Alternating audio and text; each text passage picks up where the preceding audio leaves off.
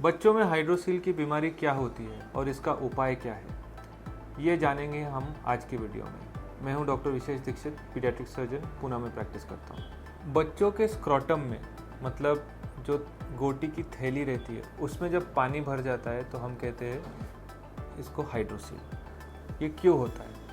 तो जब बच्चे माँ के पेट में रहते हैं, उस टाइम जब डेवलप हो रहे होते हैं, तो जो टेस्टिस है या गोटी है वो ऊपर बनती है किडनी के पास और फिर धीरे धीरे नीचे आती है और पैदा होने के टाइम तक बाहर थैली में आ जाते हैं। नीचे आते वक्त वो अपना रास्ता खुद बना के आते हैं। जैसे अगर आप घास के मैदान से चल के जा रहे हैं तो कैसे घास अलग होती है और फिर जब आप आगे चले जाते हैं तो पीछे की घास बंद हो जाती है। तो वैसे ही जब गोटी नीचे आ रही होती है तो रास्ता बनता है और पीछे का रास्ता बंद होते रहता है।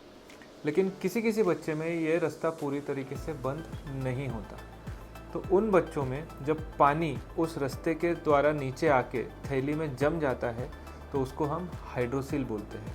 अभी ऐसा देखा गया है कि कई बार एट बर्थ, जन्म के टाइम पे भी बच्चों को हाइड्रोसील है या पहले महीने दूसरे महीने में हाइड्रोसील डेवलप हो गया, तो क्या तुरंत उसका इलाज करना चाहिए?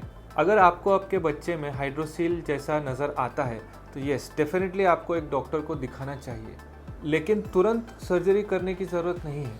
ऐसा पाया गया है कि ज़्यादातर बच्चों में 6 महीने तक यह हाइड्रोसील अपने आप सूख जाता है, कुछ बच्चों में 1 साल तक और बहुत कम बच्चों में 1.5 साल तक भी यह हाइड्रोसील अपने आप सूखने के चांसेस रहते हैं। सो जब हम ऐसे बच्चे देखते हैं जिनको हाइड्रोसील है तो उनके पेरेंट्स को ये एडवाइस करते हैं कि आप थोड़ा ऑब्जर्व करो।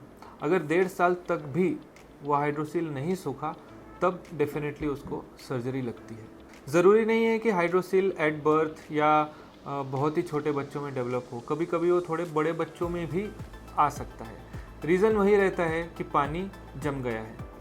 तो इसका एक छोटा सा सर्जरी रहता है जिसमें हम ये पानी निकालते हैं और उस रास्ते को बंद करते हैं जहाँ से ये पानी नीचे आया था। सर्जरी के बाद दोबारा से हाइड्रोसील होने के बहुत कम चांसेस रहते हैं, 0.5 to 1%। लेकिन अगर फिर से पानी जमा तो फिर से सर्जरी करनी पड़ सकती है।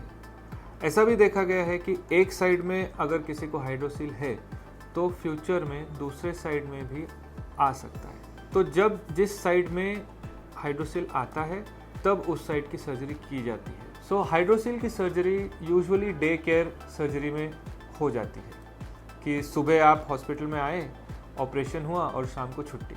हाइड्रोसील सर्जरी बहुत ज़्यादा रिस्की सर्जरी नहीं है।